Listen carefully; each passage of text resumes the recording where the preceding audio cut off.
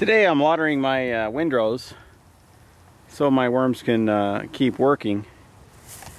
And basically what I'm looking at is what I guess I would consider the Garden of Eden. Because if you think about it, the Garden of Eden wasn't planted, it was just there. And I'm not planting any of this, but I have got tons of stuff coming up. I mean, every day I pull up 500 tomato plants. I've got cantaloupe coming up over here. Now we're in Washington State, and cantaloupe and watermelon don't usually grow that great. But I've already got 5 or 6 ripe cantaloupe on this vine, and got a good watermelon right there, seedless, which shouldn't have seeds, but apparently it did. I've got watermelon, I've got grapevines, I've got tomato plants, I've got papaya trees, and I recently figured out this one is a pumpkin plant. I have bell peppers, and as you can see, I got my black soldier fly. Well, they just flew off, but I got black soldier flies growing all over, or landing and laying eggs. An apple tree from last year I haven't dug up yet. Let's see, over here, more tomatoes, more cantaloupe, more potatoes. Potatoes go crazy. I mean, these tomato plants are 3 weeks old. Because I pull them up every week, or I try and get them up every week, and the ones I miss just go crazy. Those ones just sprouted this week, and before I water this row, I've got to have all this pulled again. I've got pineapple plants coming up, I've got leeks, I've got eggplant, sweet potatoes, strawberry plants galore this year. I don't know why, but all the strawberries that I threw in my compost are all growing. So, and they're an ever-bearing strawberry plant, as you can see here.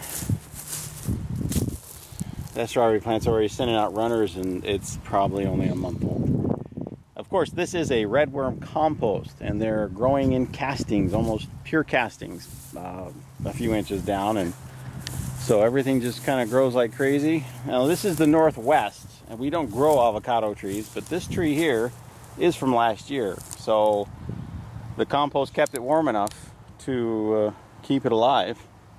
We'll see what happens next year, or maybe someone will come dig it up and put it in their greenhouse. I don't know. Let's see.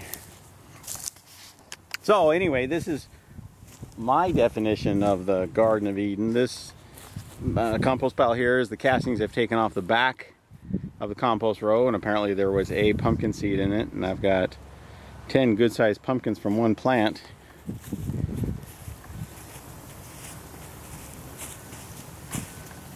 A couple more apple trees and some decorative plants.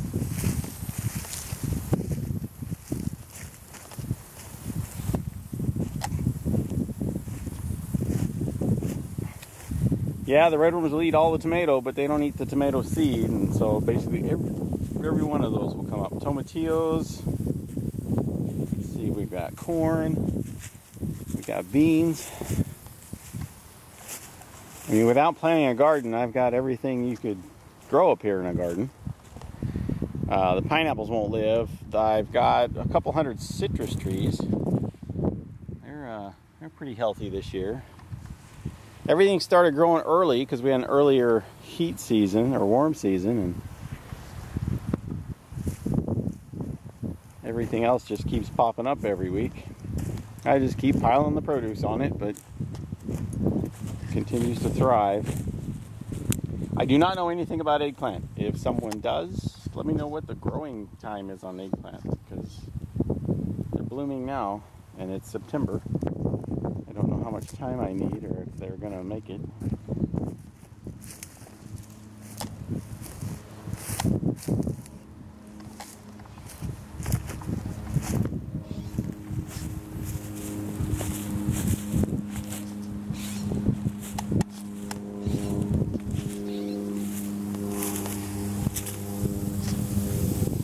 Yes, strawberry plants. I could sell about 1,000 of them right now. They are everywhere. are very invasive.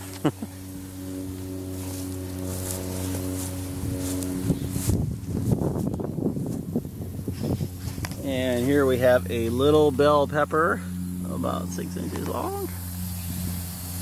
And a few more on it. And this one has several.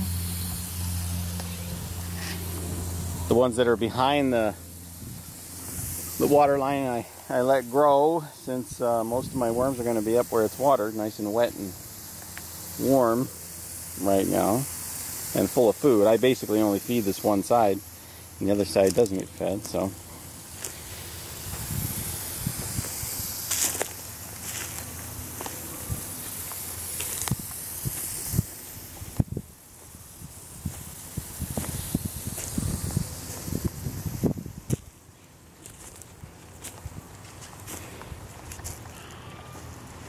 The worms have done really well this year. We've harvested probably 500 to 1,000 pounds, I have no idea, out of these rows, and they are not showing any signs of drying up since we're watering them this year. And there's a nice papaya tree. Well, I just got back from Hawaii, and that is definitely a papaya tree. I saw several with papayas in them, but usually they have to get about 20 feet tall before they give you any papayas. And my greenhouse doesn't stay heated all winter, so I cannot grow them.